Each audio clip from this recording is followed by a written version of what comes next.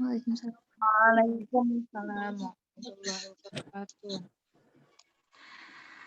Kami dari kelompok 2 akan mempresentasikan makalah kami yang berjudul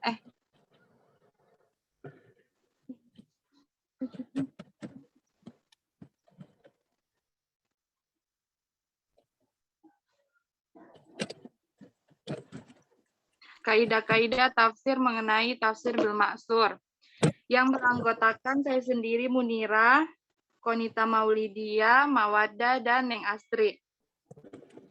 Yang pertama,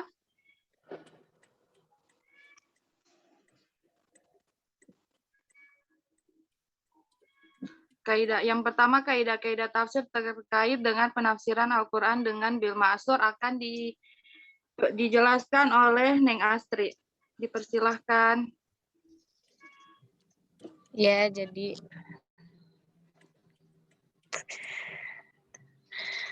yang pertama, kaidah-kaidah tafsir terkait dengan penafsiran Al-Quran dengan bil ma'tsur. Para ulama berbeda-beda dalam mengemukakan beberapa kaidah tafsir. Kaidah tafsir yaitu yang dinukilkan oleh sunnah Nabi, diambil dari perkataan sahabat, diambil dari kaidah-kaidah bahasa, serta kandungan makna kalam dan syariat. Dalam pasal lain, Zarkashi menambahkan bahwa sebaik-baik metode tafsir adalah menafsirkan Al-Quran dengan Al-Quran. Menurutnya bahwa kaidah-kaidah tafsir harus diambil dari hadis-hadis Nabi, ilmu bahasa, serta usul syariat Islamiyah.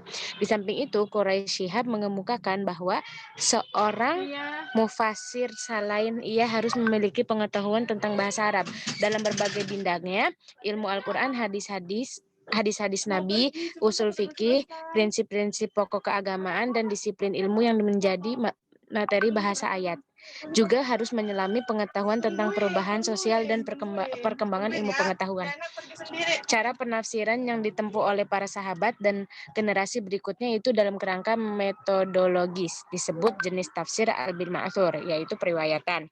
Metode periwayatan ini oleh Al-Zarqani didefinisikan sebagai semua bentuk keterangan dalam Al-Quran, Al-Sunnah, atau ucapan sahabat yang menjelaskan maksud Allah pada nas Al-Quran.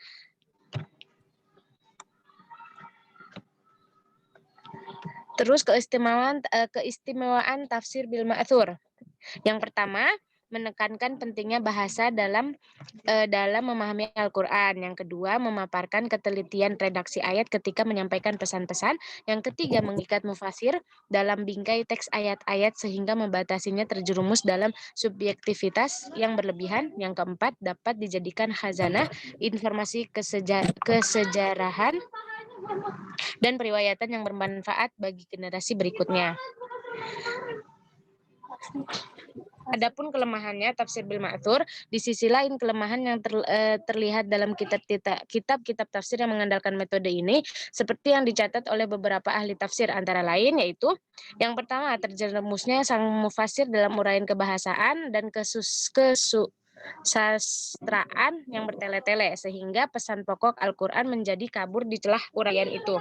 Yang kedua, seringkali konteks turunnya ayat, uraian asbabun nuzul atau sisi kronologisnya turunnya ayat-ayat hukum yang dipahami dari uraian nasih atau mansuh hampir dapat dikatakan terabaikan sama sekali, sehingga ayat-ayat tersebut bagaikan turun bukan dalam satu masa atau berada di tengah-tengah masyarakat tanpa budaya. Terjadinya pemalsuan dalam tafsir karena fanatisme, madhab, politik, dan usaha-usaha musuh Islam. Masuknya unsur Israiliyat ke dalam tafsir, yaitu unsur-unsur Yahudi dan Nasrani ke dalam penafsiran Al-Quran. Berkembangnya penafsiran bil ma'tsur zaman itu cukup dapat dipahami karena mufasir mengandalkan penguasaan bahasa serta menguraikan ketelitiannya secara baik. Juga mereka ingin membuktikan kemujizatan Al-Quran dan segi bahasanya. Namun menerapkan metode ini serta membuktikan kemujizatan itu untuk masa kini agaknya sangat sulit karena kita telah kehilangan kemampuan dan rasa bahasa Arab itu. Metode periwayatan yang mereka terapkan juga cukup beralasan dan mempunyai keistimewaan dan kelemahannya. Metode ini Istimewa bila ditinjau dari sudut informasi kesejarahan yang luas, serta objektivitas mereka dalam menguraikan riwayat itu. Sampai-sampai ada di antara mereka yang menyampaikan riwayat-riwayat tanpa melakukan penyeleksian yang ketat. Imam Ahmad menilai bahwa tafsir yang berdasarkan riwayat, seperti halnya riwayat-riwayat tentang peperangan dan kepahlawanan, kesemuanya tidak mempunyai dasar yang kokoh.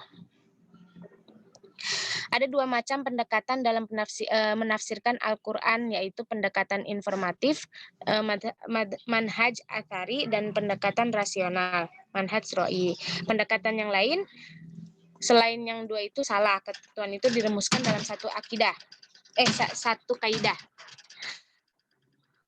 Tafsiru imma binaqli thabitin aw ro'i so'ibin wa ma siwa huma fabatilu. Yang artinya tafsir itu dengan kutipan yang pasti atau pikiran yang benar, selain dari itu salah.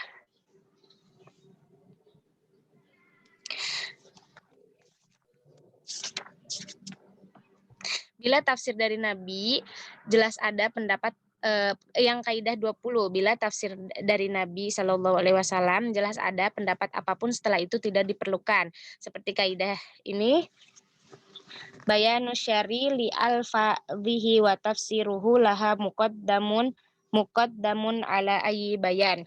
Penjelasan dan tafsir dari persyariat didahulukan dari penjelasan dan tafsir siapapun. Maksudnya penjelasan dan tafsir Nabi didahulukan atas diterima terlebih dahulu daripada pendapat-pendapat lain setelah beliau. Fungsi Nabi Muhammad Shallallahu Alaihi Wasallam adalah penjelas wahyu, sedangkan beliau benar dan terpelihara, maksum dalam penjelasannya. Di samping itu, penjelasan dan tafsir dari yang lain, sahabat misalnya, atas dasar itulah tafsir Nabi perlu didahulukan. Syekh Islam Ibnu Taimiyah menyatakan perlu diketahui bahwa kata-kata yang terdapat dalam Al-Quran dan hadis, bila sudah diketahui bahwa tafsir dan maknanya itu dari Nabi, tidak diperlukan lagi mengambil argumen dari ahli-ahli bahasa atau lainnya. Demikianlah metode yang benar yang bertolak belakang dengan metode orang-orang yang menafsirkan kata-kata Al-Quran, sunnah, dengan rasio mereka sendiri, dengan bahasa yang mereka pahami dan maknai sendiri, dan bertentangan dengan penjelasan Allah dan Rasul-Nya. Mereka mengandalkan rasio, bahasa, dan sastra.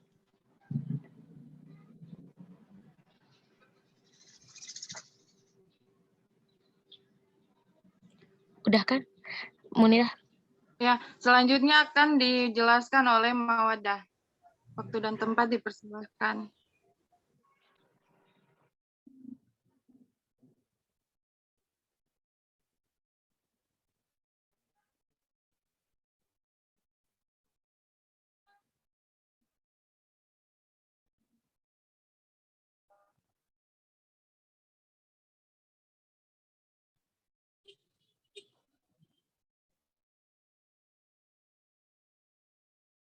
Awak?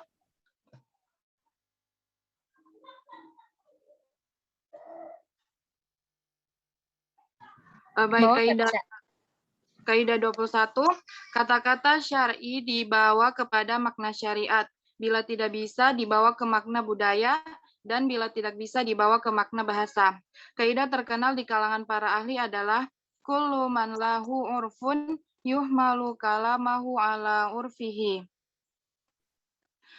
Yang artinya setiap yang punya budaya, tutur katanya dibawakan kepada budayanya itu. Kaidah ini bagian dari kaidah itu. Kaidah lain yang berkaitan erat yaitu bayanu syari' li alfadhihi wa tafsirihi laha muqaddamun ala ayyi bayanin. Penjelasan pensyariat terhadap kata-katanya dan penjelasannya lebih didahulukan daripada penjelasan siapapun. Berdasarkan kaidah itu, kata pensyariat dibawa kepada kebenaran syariat dan tidak dapat dikatakan bahwa kata-kata itu mujmal. Yang dimaksud dengan syariat atau kebenaran syariat adalah bahwa pensyariat menggunakan kata-kata tertentu lalu diberinya batasan. Maka kata itu mengandung makna tertentu sesuai yang dimaksud pensyariat. Ia dengan demikian merupakan kata-kata yang Anda akui mengandung muatan khusus dari pihak pensyariat. Karena itu ada yang mengatakan bahwa Ahli fikih sebenarnya lebih mengerti takwil daripada ahli bahasa. Berdasarkan kaidah di atas, ada 3 hal yang perlu diperhatikan. Yang pertama, seorang mufasir harus mengetahui batas jangkauan makna kata-kata pensyariat dan berhenti pada batas itu. Artinya, ia tidak boleh memasukkan sesuatu yang bukan cakupan kata itu, dan tidak boleh pula mengesampingkan sesuatu yang merupakan cakupannya.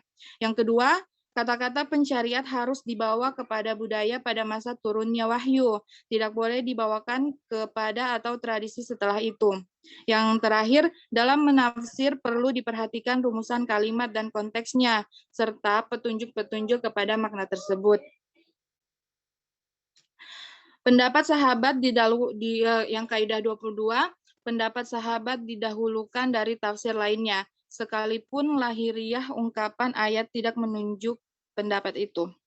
Jadi tafsir sahabat lebih kuat daripada pendapat-pendapat ulama setelah mereka.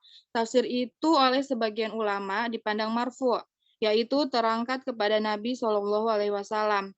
Tafsir itu memang bukan ucapan Nabi, tetapi adalah penjelasan yang disampaikan Nabi kepada mereka. Lalu mereka ungkapkan dengan bahasa sendiri seperti halnya periwayatan hadis dengan maknanya.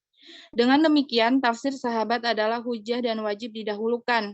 Sahabat itu lebih tahu tentang makna Al-Quran daripada generasi-generasi setelah mereka. Hal itu karena mereka menyaksikan turun ayat, tahu tentang sebab dan latar belakang turunnya, di samping bahwa mereka bergaul sehari-hari dengan Nabi. Ditambah lagi bahwa mereka piawai dalam bahasa. Kesimpulan itu diungkapkan oleh Sabet menjadi sebuah kaidah. Ya dulu lah asyaku dhahirun kana wa in tafsir fi ghairihi ala muqaddamun sahabi qulu alaihi. Pendapat sahabat didahulukan dari tafsir lainnya, sekalipun lahiriah ungkapan ayat tidak menunjukkan demikian. Bila kaidah yang ke-23, bila salaf berbeda pendapat mengenai tafsir ayat, siapapun setelah mereka tidak boleh memunculkan pendapat ketiga yang berbeda. Bila salaf atau tabi'in berbeda pendapat menjadi 2 atau lebih, maka hal itu berarti bahwa mereka ijma' bahwa pendapat yang lain dari itu adalah salah. Hal itu karena membolehkan pendapat lain, padahal dapat dilakukan tarjih, sama artinya dengan memandang umat seluruhnya salah dalam memahami ayat dan yang sebenarnya tidak diketahui. Itu tidak mungkin, karena hal itu berarti memandang umat itu tidak peduli kebenaran dan mengabaikannya. Dan juga berarti kosongnya suatu masa dari orang yang tegak untuk Allah dengan argumen-argumennya. Selanjutnya, adapun bila mereka berbeda pendapat 2 lalu muncul pendapat yang menguraikan masalah itu, maka hal itu tergantung. Bila uraian itu berlawanan dengan ijma, maka itu ditolak. Dan bila tidak menentang ijma, maka itu diterima.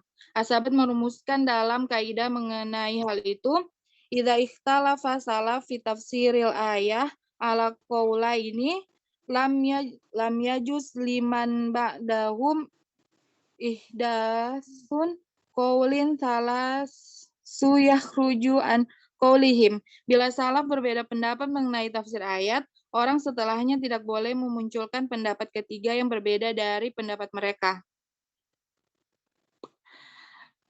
Selanjutnya kaidah 24. Pemahaman salaf mengenai Al-Quran jadi hujah yang dipedomani, bukan yang memedomani. Iman ulama salaf itu lebih kuat, ilmu mereka lebih banyak, dan pemahaman mereka lebih baik. Ditambah lagi bahwa mereka bergaul dengan Nabi Shallallahu Alaihi Wasallam, mendengar dari beliau di samping mereka menyaksikan turunnya wahyu. Karena itu, tafsir mereka memiliki keistimewaan yang tidak dipunyai tafsir-tafsir setelah mereka. Manusia bila berpendapat tentang tafsir, maka tafsir itu perlu diukur dengan tafsir salaf itu. Karena salaf itu adalah orang yang lebih tahu setelah Nabi Shallallahu Alaihi Wasallam mengenai kitab Allah dan bahasa yang diturunkan kitab itu dengannya. Orang-orang yang membantah mereka, jika tumpuan mereka adalah bahasa, amak mereka lebih mengerti bahasa itu. Karena itu mereka adalah tempat pengembalian, yang tentu berarti lebih baik. Ringkasnya, tafsir yang berasal dari ulama salaf tidak diukur dengan pendapat orang-orang setelah mereka, dan itu pula dengan kaidah-kaidah bahasa atau kaidah-kaidah usul fiqh. Kaidahnya, fahmus salaf lil Qur'ani hujjatun yuhtakamu ilaihi la alaihi. Baik, selanjutnya boleh aku ambil alih, kamu. Oke, selanjutnya akan dijelaskan oleh Konita. Baik, ini masih lanjutan ke kaidah ke-24. Jadi hal-hal yang perlu diperhatikan dalam melihat tafsir salaf, yang pertama adalah biasanya informasi dari salaf tentang perbedaan tafsir itu sebenarnya bersifat variatif. Lalu yang kedua, diinformasikan atau jelas dinyatakan adanya dua tafsir atau lebih dari salaf tentang satu ayat yang berbeda, sedangkan salah satunya merupakan satu qiraat sebagai jalan keluarnya.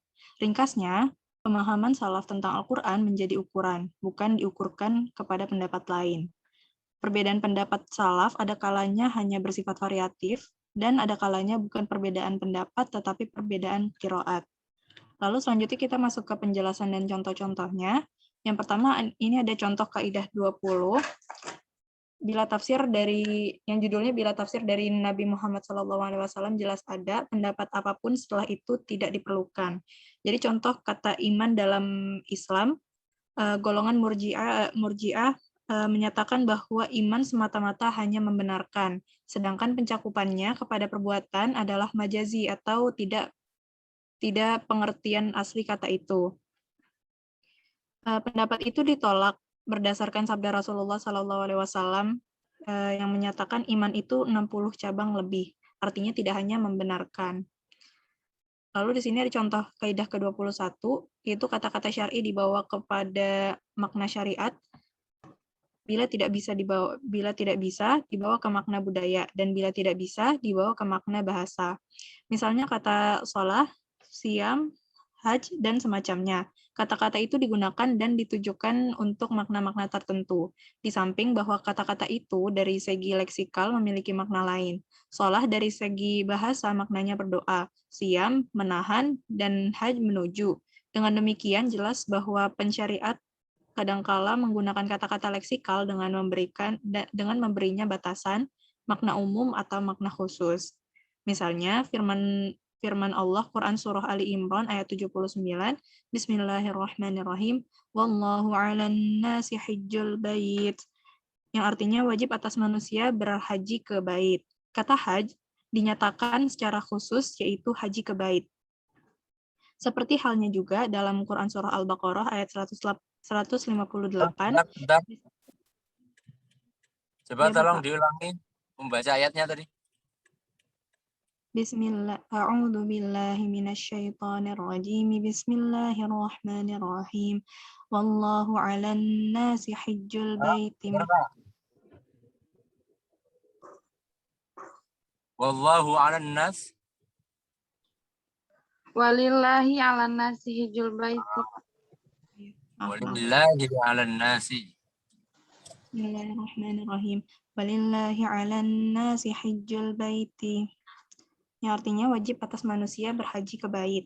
Kata haji dinyatakan secara khusus yaitu haji ke bait. Seperti halnya juga dalam Quran Surah Al-Baqarah ayat 158. Bismillahirrahmanirrahim. Faman hajjal baita aw ya'tamara. Benar gak kamu? Iya. Faman hajjal baita aw ya'tamara. Yang artinya siapa yang berhaji ke Al-Bait atau berumrah. Kata haji itu bukan berarti menuju ke arah mana saja menuju, tetapi memiliki makna khusus tanpa mengubah makna leksikalnya itu. Lalu dilanjutkan, bila kita tidak menemukan bahwa pensyariat memiliki penggunaan khusus yang membawanya kepada makna syariat tertentu, barulah kita beralih kepada makna budaya atau urf, yaitu bahwa budaya penggunaan dalam kalangan ahli bahasa mengkhususkan kata itu dengan kandungan makna denotatifnya, dan seyogyanya ia mengaitkan hal itu dengan masa Nabi SAW. Hal itu misalnya kata dabbah, hewan melata, ia digunakan dan dimaksudkan untuk hewan yang berkaki 4, di samping makna aslinya menurut ahli bahasa adalah segala yang melata di atas tanah. Sebagaimana diketahui, budaya bila memasyarakat, Al-Quran turun dengan kata budaya itu.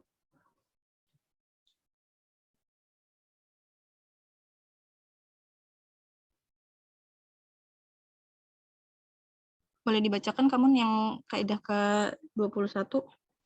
Ya, jadi contoh kaidah ke-21. Bila makna budaya tidak ada, kita menoleh kepada makna bahasa. Urutan itu digubah oleh seorang penyair. Walafzu mahmulun ala syar'iyyi. In lam yakun famutlaqul urfiyyi. Falugawiyu ala jaliyyi. Kata itu dibawa kepada makna syariat. Jika tidak ada, maka mesti inaknya budaya. Seterusnya makna bahasa yang jelas.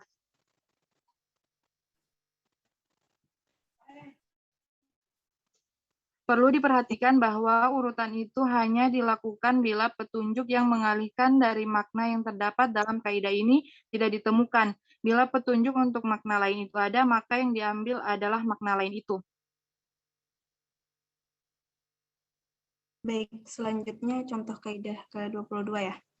Ya. Pendapat sahabat didahulukan dari tafsir lainnya, sekalipun lahiriah ungkapan ayat tidak menunjuk pendapat itu. Misalnya pada Quran Surah Al-Ahqaf ayat 10, Bismillahirrahmanirrahim, wa syahida syahidun min bani Israel ala mithlih, fa'amana wastakbartum, innallaha la yahdil qawmadh dhalimin. Yang artinya, sedangkan seorang bersaksi dari Bani Israel bersaksi yang serupa dengannya, lalu dia beriman. Ulama-ulama tafsir berbeda pendapat tentang siapa yang dimaksud dengan saksi dalam ayat itu. Sebagian berpendapat bahwa yang dimaksud adalah Nabi Musa alaihi salam, dan yang serupa dengannya itu adalah yang serupa dengan Al-Quran, yaitu Taurat. Jadi Nabi Musa mengambil Taurat sebagai saksi bahwa Al-Quran itu benar karena isinya sama dengan yang disampaikan Taurat. Ini adalah pendapat Masruq. Selanjutnya pendapat lain menyatakan bahwa saksi itu adalah Abdullah ibnu Salam dan yang serupa dengannya itu adalah yang serupa dengan Taurat, yaitu Al-Quran. Jadi Abdullah bin Salam mengambil Al-Quran sebagai saksi tentang benarnya Taurat karena isi kitab itu sama dengan Al-Quran. Oleh karena itulah ia mengimani Al-Quran. Kemudian Ibnu Jarir menginformasikan dari sumber Sa'ad bin Abi Waqqas yang menyatakan, saya tidak pernah mendengar Rasulullah SAW bersabda kepada seseorang bahwa ia termasuk penghuni surga selain kepada Abdullah ibnu Salam. Lalu ia membaca Quran Surah Al-Ahqaf ayat 20 itu. Pendapat yang benar adalah pendapat yang kedua, karena sumbernya dari sahabat, Sa'ad bin Abi Waqqas, sedangkan Masruq adalah tabi'in. Lagi pula ayat-ayat sebelumnya tidak berkenaan dengan ahlul kitab, tetapi adalah celaan terhadap kaum musyrik Mekah yang tidak juga mau beriman, padahal seorang Bani Israel saja yang mengetahui Taurat sudah mengimaninya. Lalu selanjutnya, iya. Aku aja kan.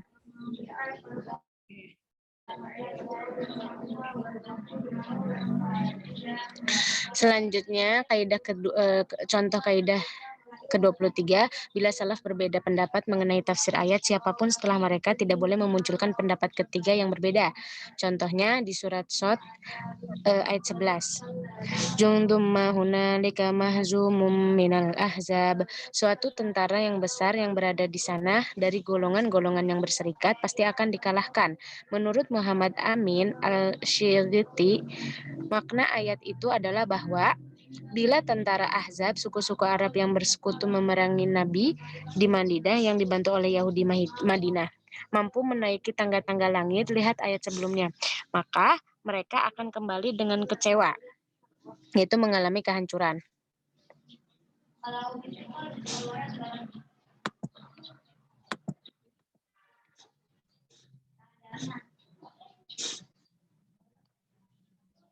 Contoh kaidah ke-24, pemahaman salaf mengenai Al-Quran jadi hujah yang pendomani, bukan yang memedomani.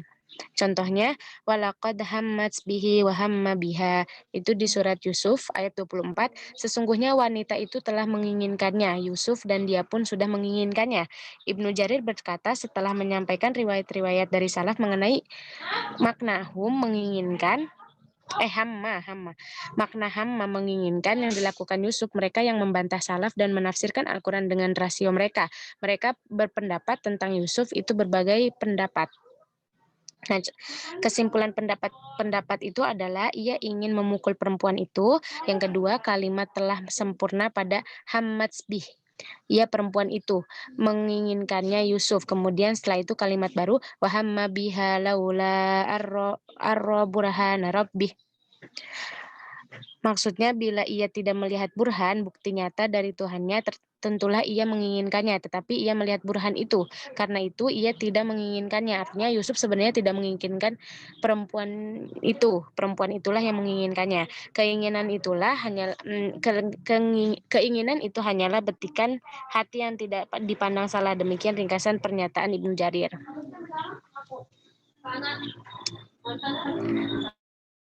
Sekian. Udah. Sekarang dibuka waktunya sesi tanya jawab. Sesi diskusi. Apabila ada yang ingin bertanya, dipersilahkan teman-teman.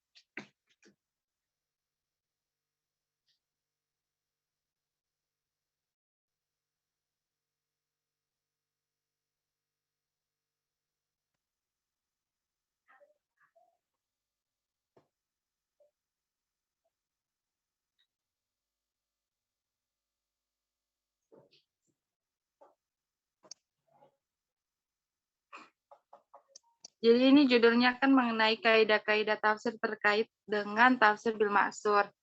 Apakah ada yang ingin bertanya terkait ini? Atau ingin menyanggah, menambahkan?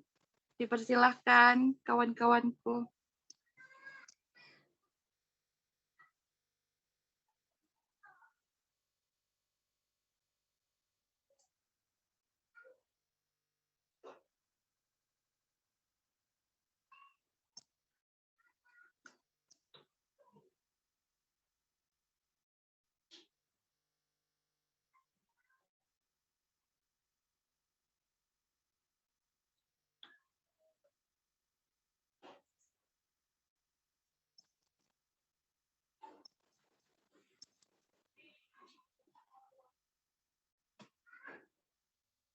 Apakah ada yang ingin bertanya?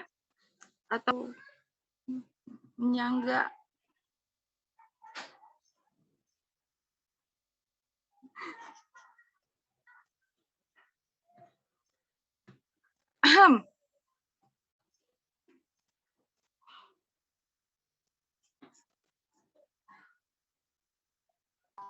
Teman-teman ada yang mau nanya?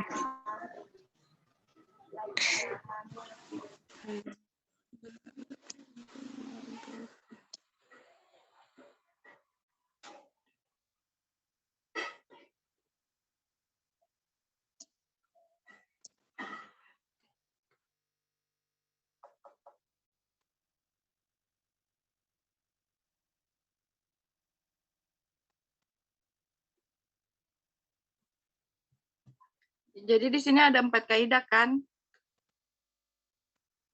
Apakah ada yang ingin bertanya dari salah satu kaidah itu?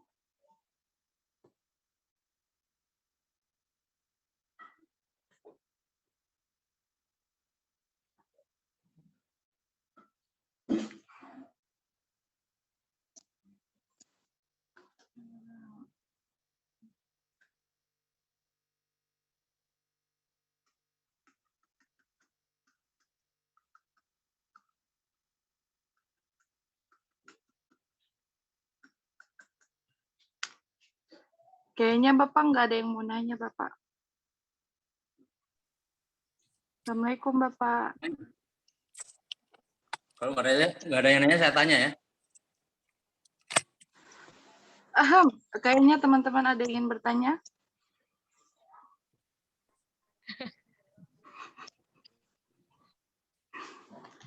Iya, Bapak. Pertanyaannya apa, Pak?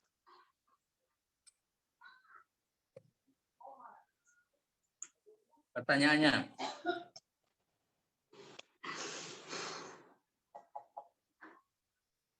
itu kan ada keterangan atau penjelasan bahwa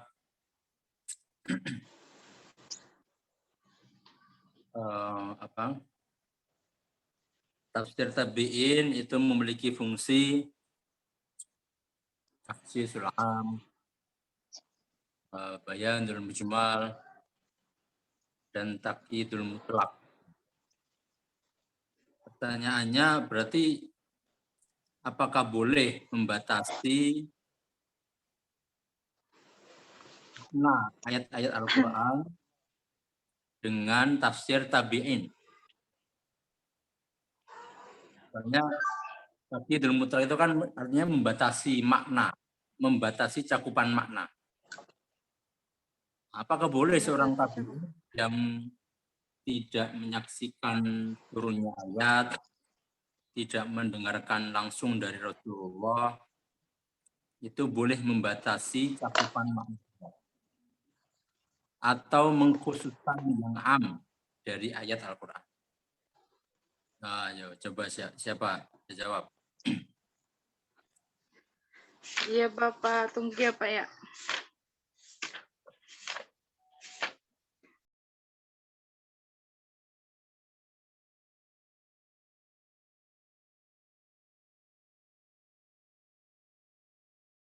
Baik, pertanyaannya Bapak akan dijawab oleh Saudari Neng Astri. Silakan Neng.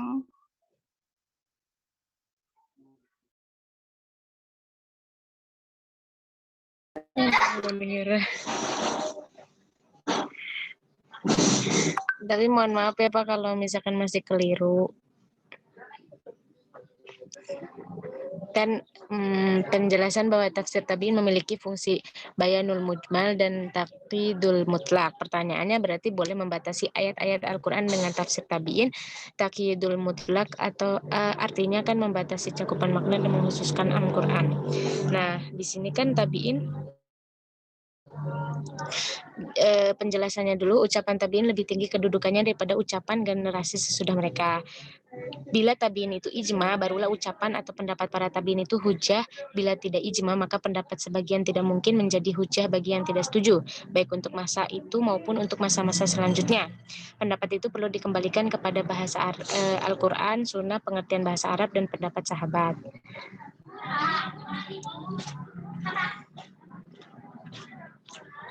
Terus tafsir tabi'in perlu diperhatikan karena beberapa hal. Mereka mengambil kebanyakan tafsir dari sahabat. Yang kedua, mereka termasuk generasi awal yang masih dipandang ideal.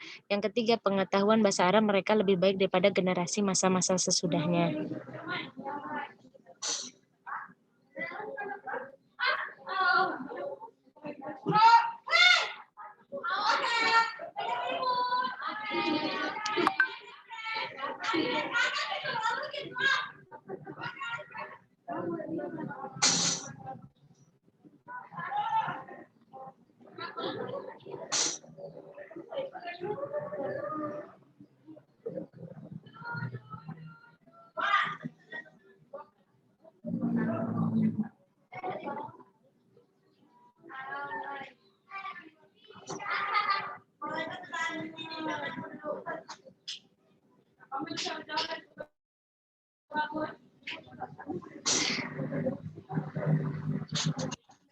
Jadi mungkin kalau kita ngelihat boleh untuk jadi mungkin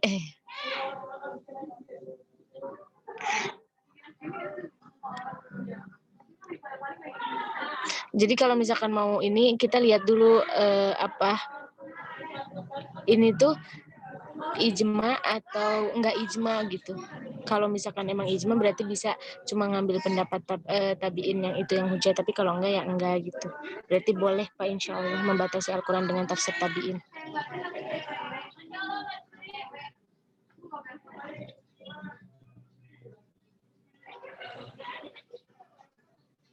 Kayak contoh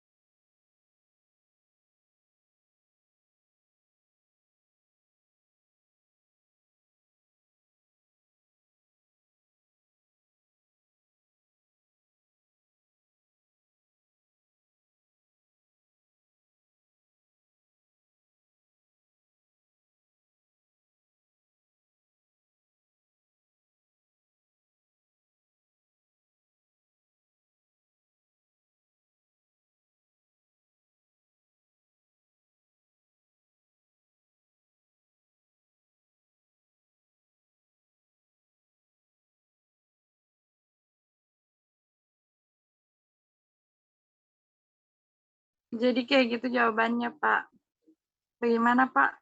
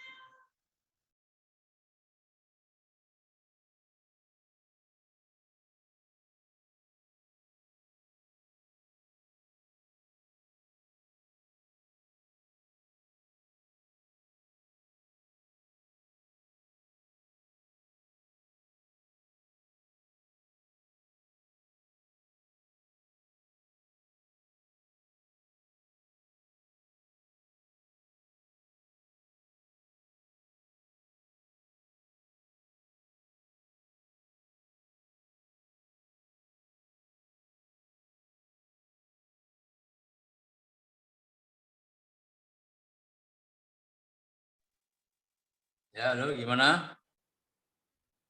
Kok sepi banget? Iya, Pak, tadi sudah.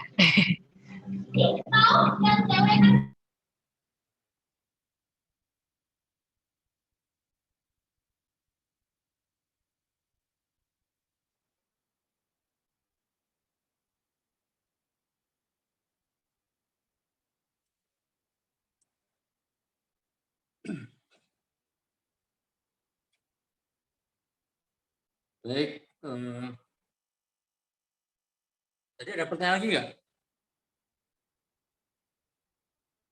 Iya, Pak. Tapi udah dijawab. Iya, sudah, Pak. Pertanyaan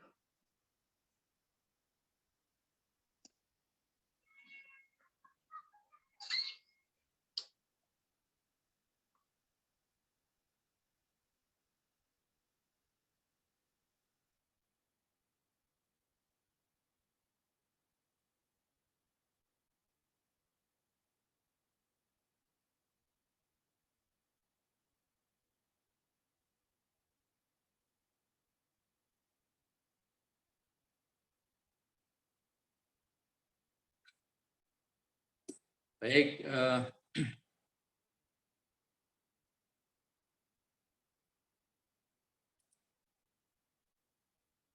Yang pertama, terkait tafsir kaidah-kaidah berkaitan dengan tafsir bil ma'thur.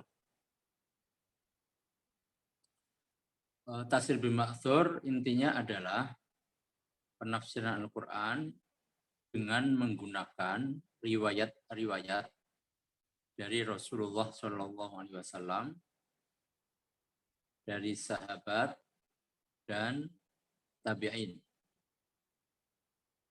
Ya, nah itu yang dikenal dalam tafsir bil ma'thur.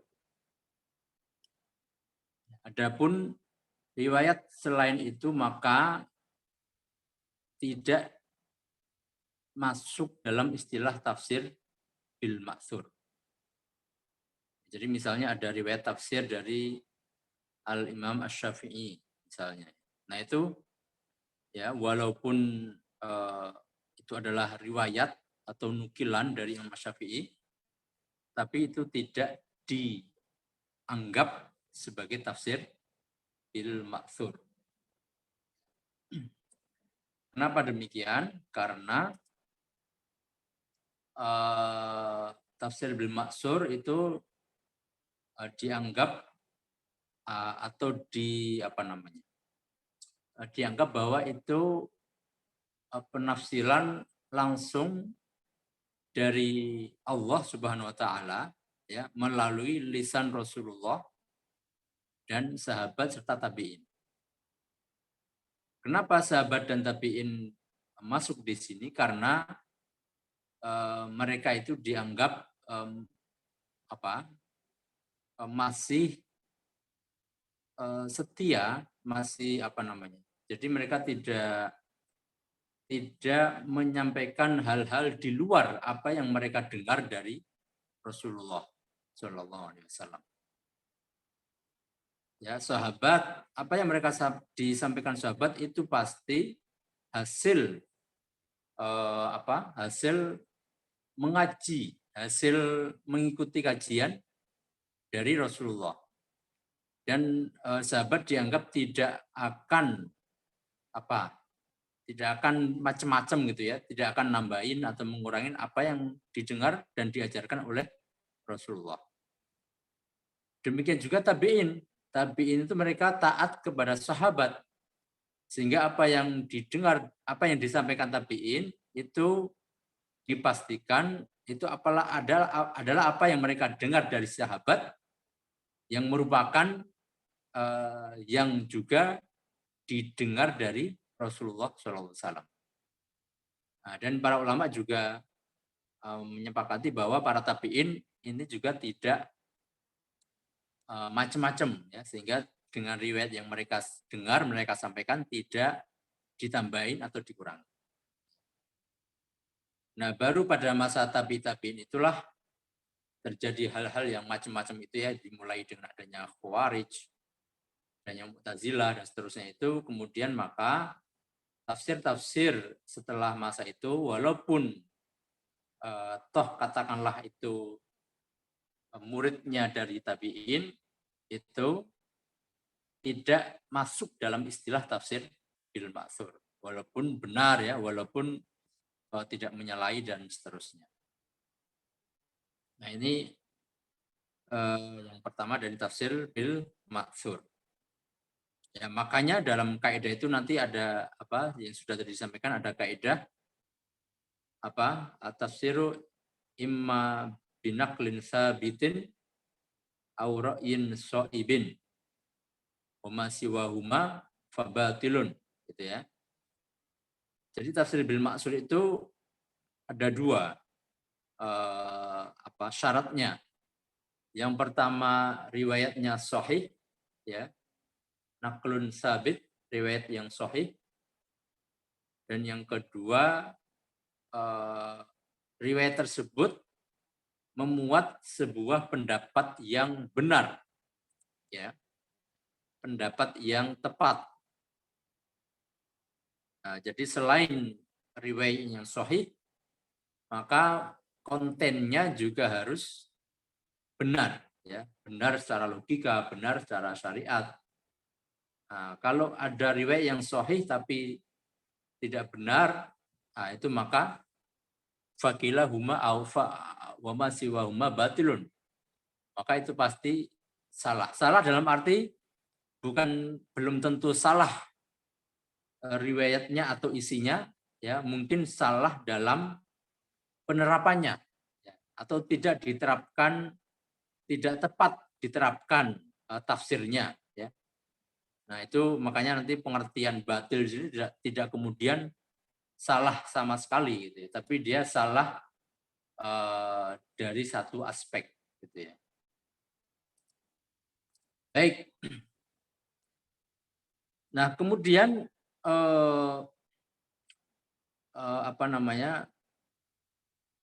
saya merangkum secara umum saja ya. Jadi tadi yang saya tanyakan itu, kalau kemudian tafsir tabi'in misalnya, apakah seorang tabi'in bisa mengkhususkan ayat yang umum atau membatasi ayat yang mutlak, atau menjelaskan lebih rinci dari ayat-ayat yang global atau yang general, yang mujmal. Ya, sementara dia adalah generasi yang sudah jauh dari turunnya Al-Quran. Ya. Mungkin lahir 100 tahun setelah turunnya Al-Quran. atau bahkan 150 tahun setelah turunnya. Kok bisa mereka membatasi ayat Al-Quran? Bukankah otoritas membatasi itu sudah berhenti pada diri Rasulullah Shallallahu Alaihi Wasallam? Nah, sementara dalam buku Kaidah Tafsir tersebut dijelaskan bahwa tafsir tabi'in ada 3 fungsi ya, 3 atau 4 fungsi ya. Yang pertama mentaksis yang umum, yang kedua mentakyid yang mutlak, yang ketiga merinci yang mujmal. Nah, kok boleh gitu ya? Nah, maka jawabannya adalah bahwa tafsir Al-Quran itu kan mengalami perkembangan, ya, mengalami perkembangan atau makna ayat-ayat Al-Quran itu mengalami perkembangan. Bisa jadi perkembangan bahasa, jadi ada satu lafadz yang maknanya meluas atau bahkan menyempit, ya. Misalnya amun, amun paman, gitu ya. Paman itu kan kalau pada masa Rasulullah itu kan setiap orang yang lebih muda dari orang tua kita itu secara budaya itu dipanggil paman, gitu ya. Mungkin kita juga sama ya di Jawa, atau kalau di Jawa kan Pak Le. Ya, jadi tidak semua Pak Le itu adalah adiknya ayah kita gitu ya, tapi orang-orang tua tapi usianya lebih muda dari bapak ibu kita itu secara budaya karena untuk keakraban atau untuk apa itu dipanggil paman atau bibi, padahal dia bukan adik ayah atau adik ibu kita. Ya.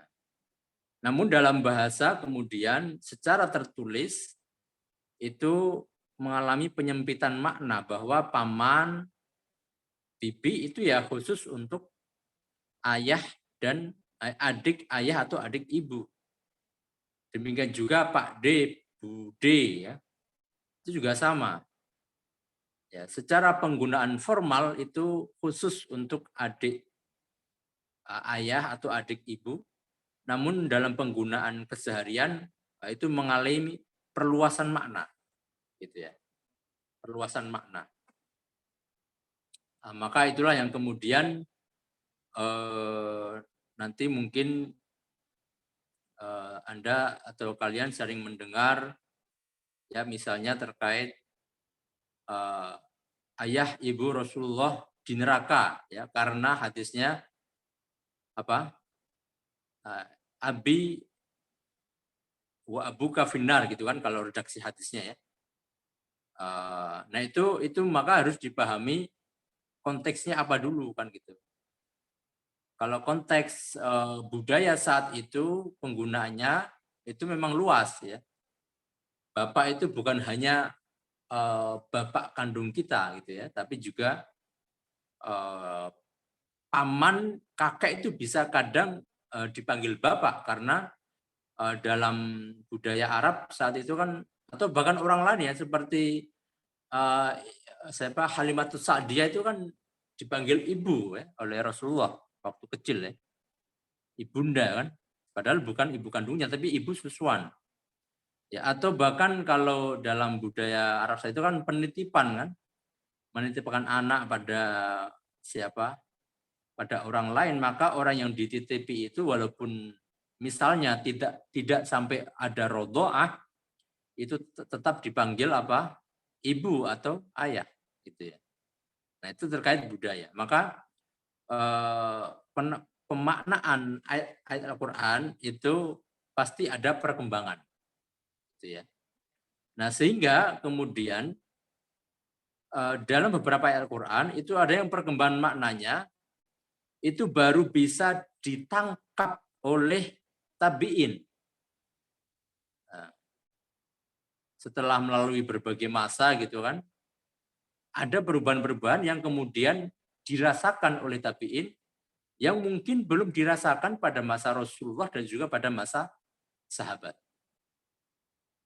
Ya, misalnya tafsir tentang tahrir raqabah, ya. Salah satu hukuman dari menyalahi sumpah itu adalah tahrir raqabah. Ya. Di sini poinnya adalah raqabah. Raqabah ini maknanya apa? Budak. Gitu ya. Ya budak saat itu ya pada masa Rasulullah, pada masa sahabat, ya budak, nggak ada makna lain, nggak ada pembatasan makna gitu.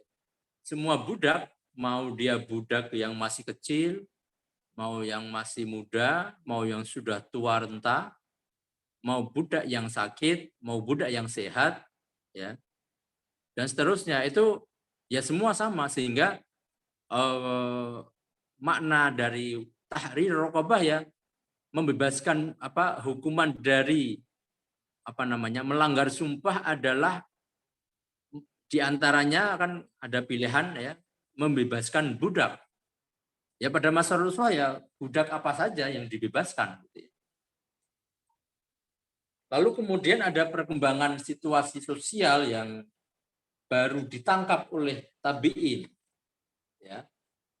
Dalam hal ini ijtihadnya Ibrahim An-Nakhai, ya, seorang faqih, salah satu gurunya Al-Imam Asy-Syafi'i.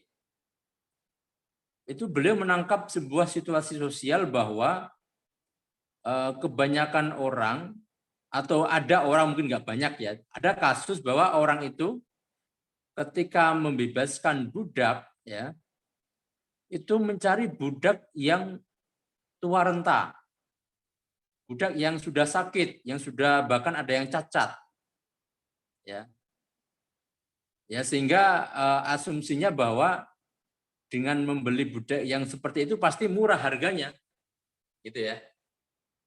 Kan pasti ibaratnya kita beli mobil bekas kan, tergantung bekasnya ini kondisinya seperti apa. Ada yang bekas grade A gitu kan, ada grade B, grade C dan seterusnya.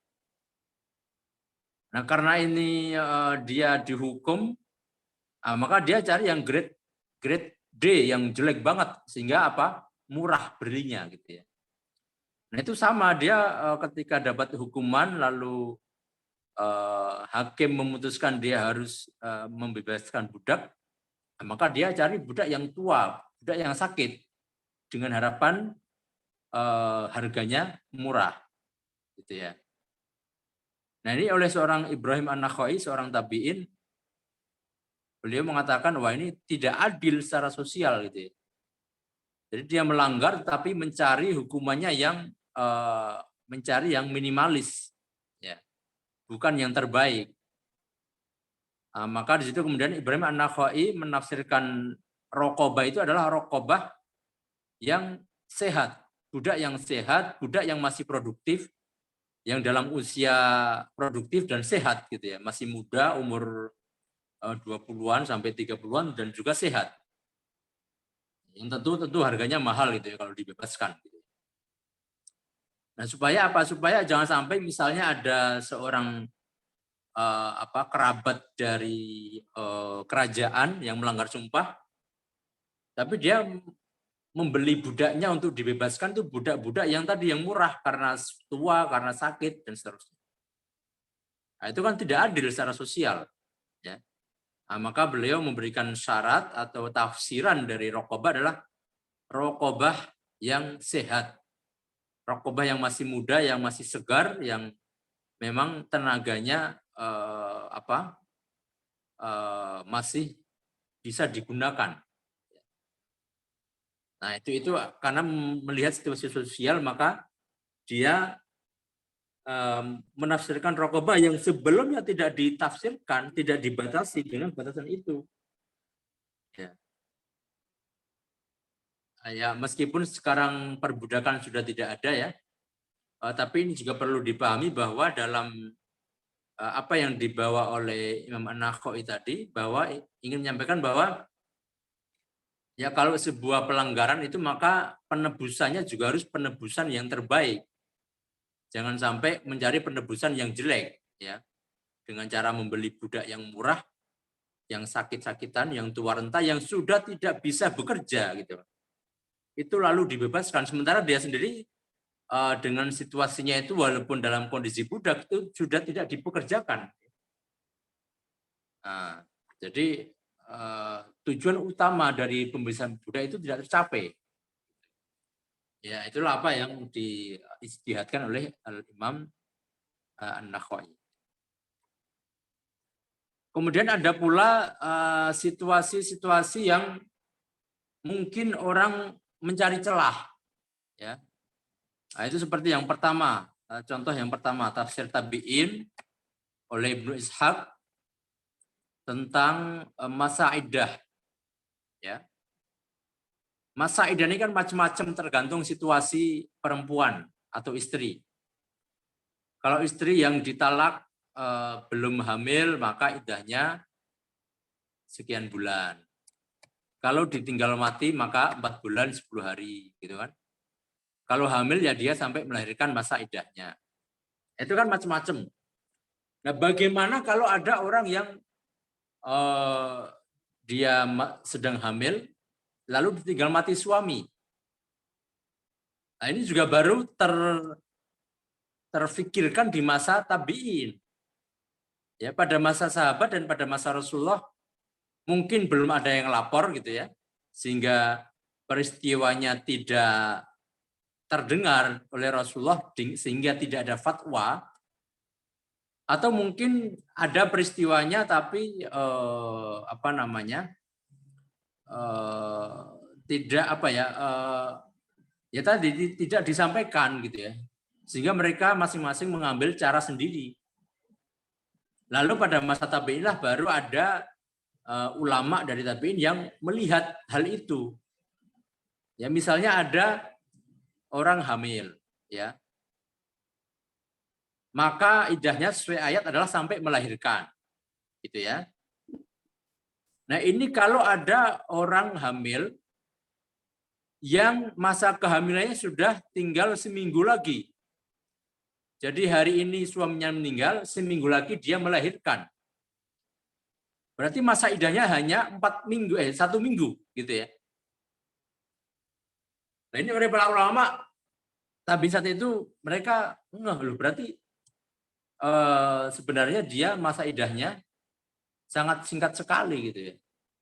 Sehingga tidak tercapai tujuan dari syariat itu, bahwa iddah itu untuk apa? Untuk supaya pertama tentu memberikan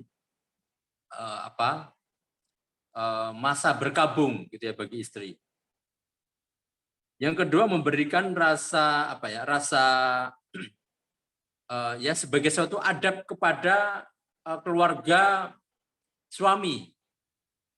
Jadi sebagai sebuah adab akhlak gitu ya, atau etika sosial, secara itu kan lebih bagus memang kalau ditinggal mati suami itu ya nikahnya itu nanti lagi lah gitu ya, atau katakanlah berkenalan dengan cowok lainnya itu nanti sekian lama ya, supaya keluarganya suami itu tidak merasa gitu. Yang pasti kan secara sosial itu pasti ada sesuatu ya. Kan nggak lucu ya, misalnya ditinggal mati sekarang, besok langsung nikah misalnya gitu. Itu kan pasti meninggalkan sesuatu yang tidak enak bagi dua keluarga tersebut. Gitu ya. Nah, maka kalau ini ada orang yang baru ditinggal suaminya, sedang hamil, tapi masa kehamilannya tinggal seminggu lagi misalnya, maka seorang tabi'in Ibnu Ishaq itu mengatakan dia masa iddahnya mengambil yang maksimal, ya, yaitu 4 bulan 10 hari. Jadi bukan yang melahirkan. Jadi kalau dia seminggu lagi melahirkan, maka dia harus nambah lagi 4 bulan 3 hari lagi, gitu ya, masa iddahnya. Atau sebaliknya itu kalau ada orang hamil ditinggal suami tapi masa kehamilannya masih 6 bulan, nah, maka dia mengambil patokan melahirkan, bukan mengambil patokan 4 bulan 10 hari. Jadi yang maksimal, karena maksimal dia masa atau HPL-nya masih 6 bulan misalnya, maka yang diambil yang 6 bulan. Bukan yang 4 bulan 10 hari. Kalau sebelumnya masa lahirnya tinggal seminggu, ya maka yang diambil yang 4 bulan 10 hari. Bukan yang kelahiran. Gitu ya. Jadi itu kesadaran tentang tujuan atau maqasid syariah itu yang kemudian menjadikan para tabi'in itu mempunyai tafsir baru, itu kan baru ibaratnya ya. Tafsir baru tentang bahwa budak itu harus budak yang sehat itu kan sebelumnya nggak ada. Nah, tapi diadakan oleh tabi'in ya karena melihat situasi sosial. Ada perkembangan sosial yang harus disikapi. Nah, maka kemudian kalau tadi ada pertanyaan juga bahwa ada kaidah tadi ya bahwa kalau ada penafsiran dari salaf maka yang lain tidak perlu ya. Nah, itu sebenarnya juga pada hal-hal yang pertama akidah. Nah, tadi kan juga contohnya jelas contohnya makna iman. Nah, makna iman itu enggak akan berubah dengan pendapat selain Rasulullah dan sahabat. Jadi pada hal-hal yang akidah itu kita tidak memerlukan pendapat lain. Jadi sudah selesai dengan pendapat Rasulullah dan sahabat. Demikian juga dengan ibadah mahdhah. Ya, sholat, zakat, puasa. Itu hakikat puasa, hakikat sholat itu maknanya sudah selesai dengan keterangan dari Rasulullah dan sahabat. Kita tidak memerlukan keterangan pihak lain. Tapi kalau hal yang berkaitan dengan sosial, ya, maka itu kaidah tadi tidak berlaku. Kita perlu pendapat lain, ya. Ya misalnya zakat, gitu. Zakat, ya hakikat zakatnya dia tidak berubah. Tetapi tata caranya itu yang kemudian kita perlu pendapat lain sesuai dengan logika, sesuai dengan perkembangan sosial. Ya, misalnya mungkin zakat zaman dulu kan langsung ya dari muzaki langsung ke mustahik. Ya, tapi dengan sekarang ini dengan banyaknya penduduk kan juga akhirnya kemudian perlu ada sebuah manajemen zakat. Sehingga zakat tidak langsung diberikan dari muzaki kepada mustahik.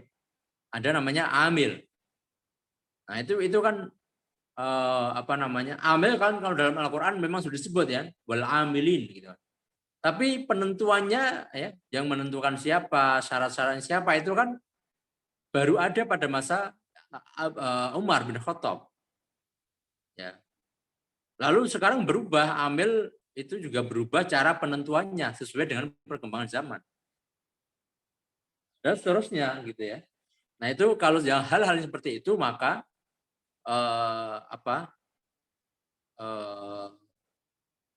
kaidah tadi menjadi tidak berlaku. Jadi tergantung konteksnya juga. Itu ya. Baik, itu kira-kira ya. Apakah ada pertanyaan lain sebelum kita akhiri? Tinggal beberapa menit lagi.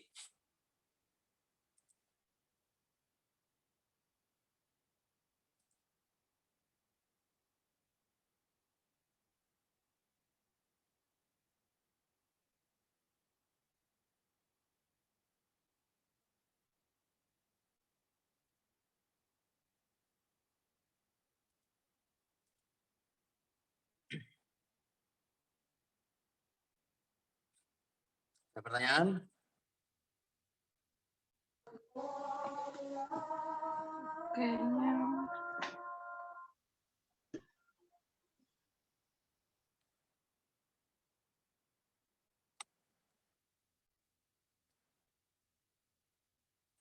Kayaknya udah, Pak. Udah. Ya, Pak. Oke, baik kalau sudah. Sekian, kurang lebihnya mohon maaf. Wassalamualaikum warahmatullahi wabarakatuh. Selanjutnya saya kembalikan kepada moderator. Terima kasih, Bapak. Ya, sekian presentasi dari kami. Lebih dan kurangnya mohon dimaafkan. Assalamualaikum warahmatullahi wabarakatuh. Waalaikumsalam warahmatullahi wabarakatuh. Assalamualaikum warahmatullahi wabarakatuh. Terima kasih.